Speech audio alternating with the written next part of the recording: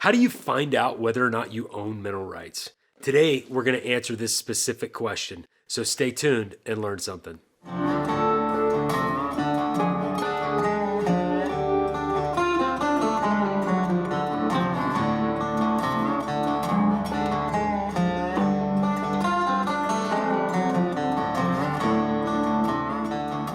Howdy, folks. My name is Stephen Hatcher, and I'm the creator of Minerals Guy. I'm a professional mineral buyer and an oil and gas attorney with over a decade of experience buying, selling, and developing oil and gas properties.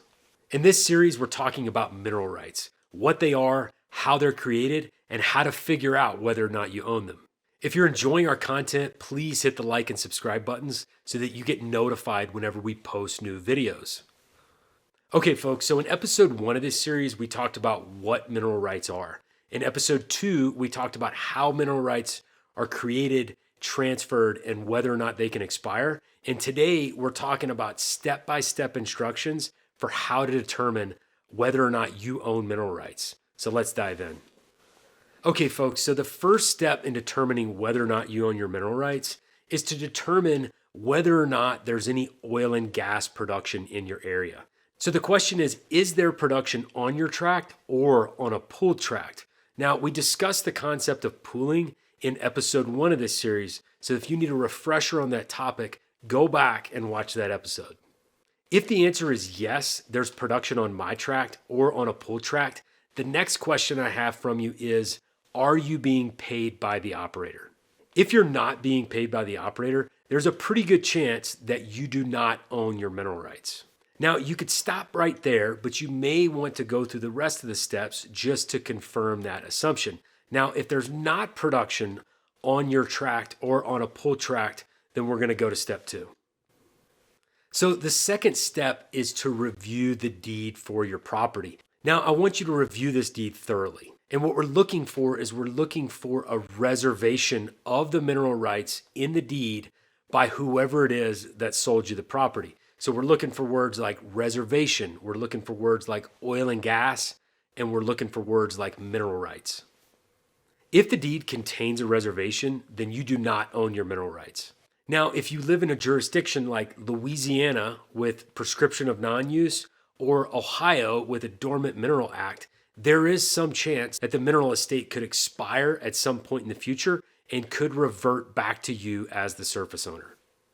Now, if the deed does not contain a reservation, then that's definitely a good sign, but you are not out of the woods yet. So you need to continue doing research because there could be the chance that someone further back in your chain of title reserved the minerals. So the third step is to conduct a title search of your property in your local county or parish records. And what you're going to do is you're going to find your property description that's used in your deed, and you're going to follow the chain of title back in time, searching for prior reservations of mineral rights, prior mineral deeds, prior wills, or other donations which could have created mineral estates separate and apart from the surface. Now, there's a good chance that your county clerk could have a website and that they could have the deed records actually available for you to review online. Now, there may be a chance that your county does not have online records, in which case you would actually have to go to their office to conduct your title search. So how far back in time do you need to conduct your title search? If you live in a place like Texas, you're going to need to search back to the late 1800s, early 1900s, when oil and gas was first discovered and when mineral reservations started to appear in the public records. And to be safe, you may want to run your search all the way back to patent or the original deed that was issued by the U.S. federal government or by another governmental entity to the first private party that owned your tract of land. And it's not uncommon for patents to date back to the early 1800s.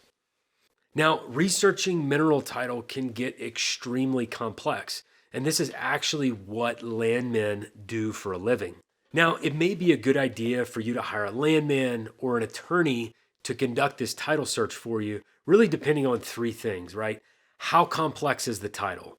How much time do you want to dedicate to the project? And what is the level of certainty that you require?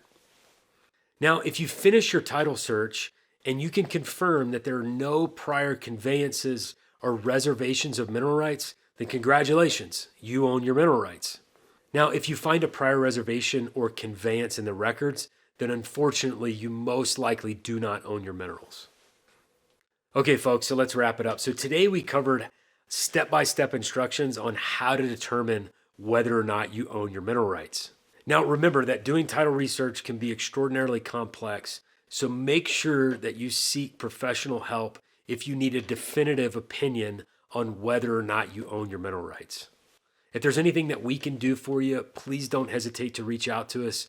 You can reach us down in the comments below. You can reach me by email, steven@mineralsguide.com. You can also find us on our website, mineralsguide.com. Thanks again, and we'll see you next time.